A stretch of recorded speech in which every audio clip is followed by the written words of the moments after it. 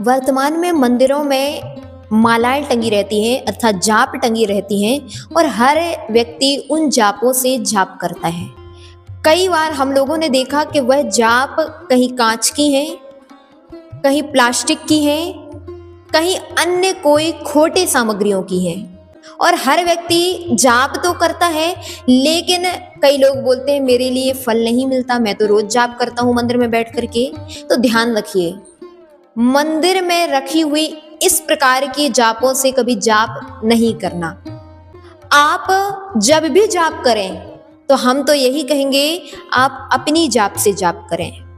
हर व्यक्ति आज सक्षम है, समर्थ है और अपनी जाप खरीद सकता है।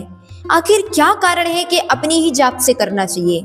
आपने विधान आदि में देखा होगा कि विधान में लौंग आदि से जाप कराते हैं और वह लौंग आपके लिए घर ले जाने के लिए पंडित जी आदि दे देते हैं, क्योंकि वह लौंग भी आपकी मंत्र जाप करने से मंत्रित हो गई हैं और वह लौंग भी अगर आप घर लेकर के जाते हैं तो आपके घर में उन लौंगों के निमित्त से पॉजिटिव एनर्जी घर में आती है अथवा कार्य की सिद्धियां उन केवल मंत्रित लौंगों से होने लगती हैं।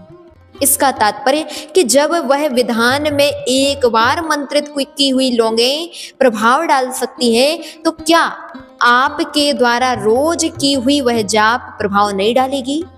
अवश्य डालेगी। ध्यान रखिए, जाप जब भी करें तो मंदिर में टंगी हुई जापों की अपेक्षा अपने स्वयं के द्वारा ले जाई गई जाप से जाप करें। हर जाप फलदायी नहीं होती और विशेष फलदायी नहीं होती। हमारे मंत्र शास्त्रों में कहा कि अगर आप प्लास्टिक की, कांच की, खोटी धातुओं की आदि आदि की अगर जाप करते हैं तो आपके लिए निर्धनता की प्राप्ति होगी। इसके अलावा अगर आप अंगुलियों से जाप देते हैं तो आपके लिए 10 गुना फल मिलेगा।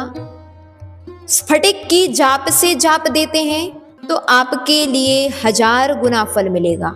इसके अलावा आप अगर श्रेष्ठ मूंगा आदि मोतियों से जाप देते हैं, चंदन की लकड़ी के जाप से जाप देते हैं तो आपके लिए 1,00,000 गुना फल मिलेगा।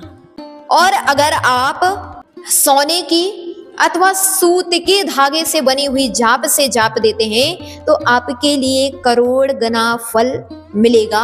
ऐसा हमारे मंत्र शास्त्रों का कथन है। अतः जब भी जाप करें तो श्रेष्ठ सामग्रियों से करें। अच्छी बात है आप सोने की जाप करें, अच्छी बात है चांदी की जाप करें।